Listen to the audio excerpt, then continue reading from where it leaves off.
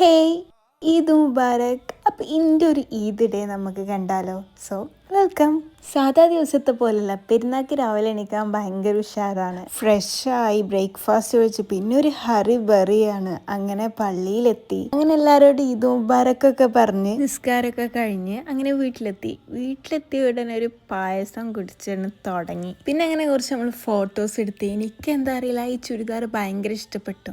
ഞാൻ എടുത്ത സമയത്ത് ഇത്ര എക്സ്പെക്റ്റ് ചെയ്തില്ല, പക്ഷെ ഇത് ഇട്ട് വന്നപ്പോൾ നല്ല രസമുണ്ടെന്ന് എല്ലാവരും പറയുകയും ചെയ്തു. പിന്നെ നമ്മൾ ഈദ് ഷോപ്പിംഗ് വ്ലോഗ് കാണാത്തവരുണ്ടെങ്കിൽ ഒന്ന് ചെക്ക് ചെയ്യണേ. പിന്നെ ഇങ്ങനെ ഫുഡ് കഴിച്ചു. നല്ല ബീഫ് ബിരിയാണി ഉണ്ടായിരുന്നു. എൻ്റെ ഫ്രണ്ട്സൊക്കെ വന്നിട്ടുണ്ടായി.